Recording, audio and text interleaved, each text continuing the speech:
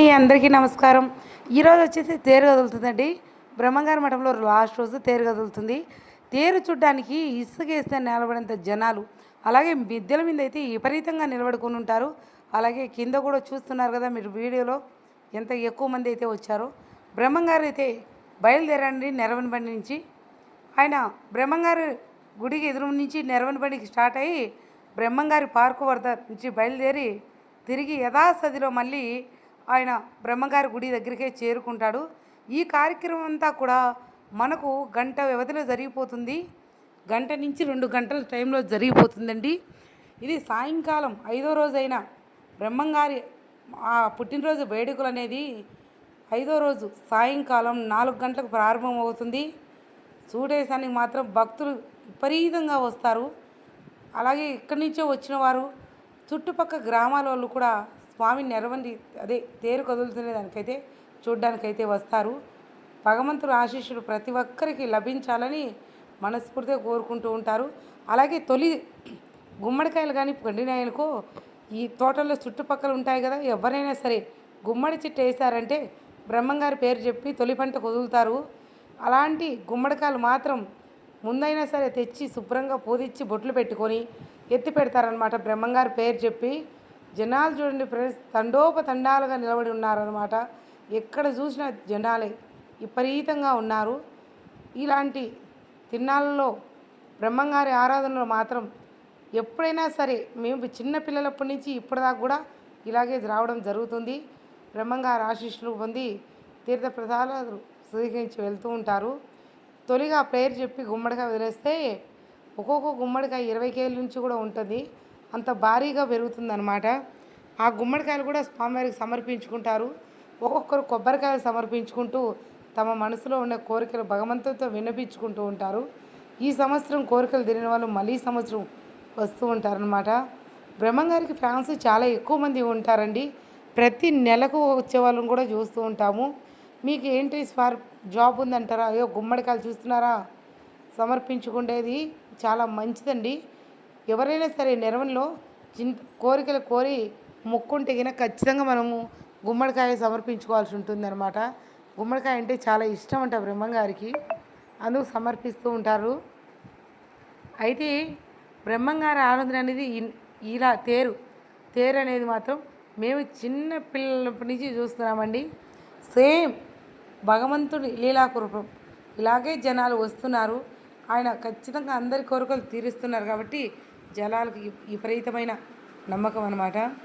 Friends, జనాలు చూసేది ఎట్లున్నారో ఒక్కొక్కరు తొక్కుకుంటూ ఉంటారు. కానీ ఇంత జనంలో కూడా ఎవ్వరికి కూడా భీషమంత ఇబ్బంది లేకోకుండా భగవంతుడు చూస్తాడు. మలుపు తిరుగుతున్నాడు చూస్తున్నారా? ఈ మలుపులో నుంచే అట్లా తిరుగుతారండి. ఇక్కడల్లా జనాలు ఉన్నారు కదా, ఇక్కడ నుంచి భగవంతుడు చూడండి ఈ మలుపు తిరుక్కొని బ్రహ్మంగారు దూరంగా కనిపించే టెంకాయ చెట్లే బ్రహ్మంగారు పార్క్ అంటారు. అక్కడికైతే చేరుకుంటాడు బ్రహ్మంగారు. చుట్టూ తిరుక్కొని వచ్చేసరికి ఆస్టిష్ బ్రహ్మంగారు ఎక్కడ ఉంటారో అక్కడికే వస్తారంట. కానీ అక్కడికే చేరుకోవాలంట. ఇంకా ఇట్టాటు మల్లడం కానీ ఇట్టాట తిప్పడం కానీ ఏమి ఉండదండి. ఆయన పెట్టిన నియమం ఆయనకు తెలియదు ఉంటుందా? భగవంతుడికి అన్నీ తెలుసు. తోటలో పండిన గుమ్మడికాయలు కొబ్బరికాయలు అయితే స్వామికి సమర్పించుకుంటారనమాట. గుమ్మడికాయలు అయితే రథం టైర్ల కింద పెడతారు. చితకలై పైలిపోతూ ఉంటాయి. ఎవరికి తోచిన ముక్కుబళ్ళు వాళ్ళకు ఉంటాయండి. ఈ సంవత్సరం వచ్చి బ్రహ్మంగారి మఠంలో ఏదైనా కోరి మొక్కుబడి చెప్పిపోతే వచ్చే సంవత్సరం కల్లా తీరుతాయి. తీరిన ప్రతి ఒక్కరు వచ్చి భగవంతునికి మొక్కుబడి చెల్లించుకొని వెళ్తూ ఉంటారు. జనాలు అయితే ఎక్కువగా అండి చూస్తే తెలియటంలా విపరీతంగా వస్తారు. ఇంకా ఈ వర్షాల కారణంగా చాలా ఇబ్బందులు ఎదుర్కొంటారు. లేకపోతే ఇంకా ఎక్కువ మంది భక్తులు వచ్చే అవకాశం ఉంది. ఇవటు ఇంకా 3 రోజులు వర్షం వచ్చింది కాబట్టి జనాలు అయితే తక్కువగా కనిపించారు. ఇంకా లాస్ట్ రోజు అయితే చుట్టూ 12 మండలాలు వారైతే చేరుకుంటారండి. ఈ సంవత్సరం వర్షం వస్తుందేమో అని చెప్పి 3:40 నుంచి 4 లోపే రథాన్ని స్టార్ట్ చేశారు. అందుకే మనకు వీడియో సహకరిస్తుంది. భగవంతుని తేరు కదిలేది అందరికీ తెలియాలి, అందరూ చూడాలి అని సంకల్పంతో ఇంట్లో షాప్ దగ్గర పని కూడా వదిలిపెట్టి ఈ ఓటైతే వీడియో తీసుకున్నామండి. ఎందుకంటే ఇంట్లో పనులు ఎప్పటికీ ఉండేది, కానీ భగవంతుని రథం లాగడం కూడా చూడటం కూడా చాలా అదృష్టంగా భావిస్తున్నాం. ఆ భగవంతుడు ఎక్కడో పుట్టి ఎక్కడో పెరిగి ఈ మా ఊరికి రావడం మాకు నిజంగా గర్వకారణం. మేము చాలా చాలా రుణపడి ఉంటాం బ్రహ్మంగారికి. బ్రహ్మంగారి మఠం అంటే తెలియని వారంటూ ఎవరు ఉండరు. ఓ మీది బ్రహ్మంగారి మఠమా అని అడుగుతారు. చాలా సంతోషం అనిపిస్తుంది. ఈ మండలంలో మేము ఉండడం కూడా మాకు గర్వంగా అనిపిస్తుంది. భగవంతుడు రథం తిరుగుతుంటే ఒళ్ళులో బూస్పాంతులాగా అదొక రకమైన ఫీల్ అయితే వస్తుంది. ఎందుకు అంటారా? సబ్స్క్రైబ్ మన ఛానల్. మరి ఒంట్లో బూస్పాంపులు రావడం ఏంటి, కంగారు ఏంటి అనుకుంటారా?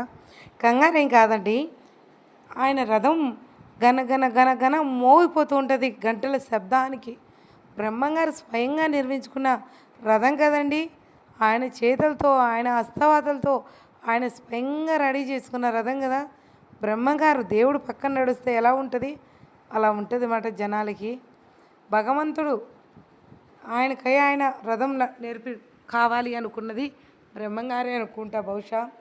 జనాలైతే కన్నుల పండగ చూడండి, ఒక్కసారి గమనించగలరు. బ్రహ్మంగారి ఆరాధన అంటే ఇలా ఉంటుంది ఫ్రెండ్స్. ఇటు చూపించేదంతా మనం ఉంటాం కదా ఉత్తర దోర్ణమందు, ఇటు వెళ్ళే రథం అంతా ఉత్తర దోర్ణమందు. మీకు ఇక్కడైతే మల్లెపల్లి రోడ్డు ఫ్రెండ్స్, ఎక్కువ శాతం మల్లెపల్లి రోడ్డు అలాగే పద్వేలు రూట్నే ఎక్కువ అంటారు. ఎందుకంటారా?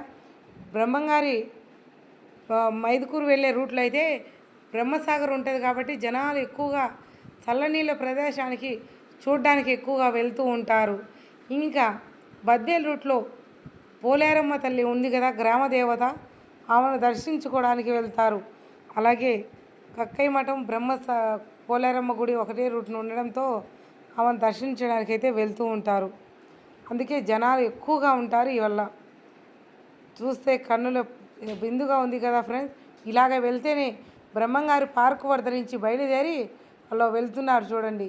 ఇలాగే వెళ్ళాలి. బ్రహ్మంగారి పార్కు నుంచి ఆయన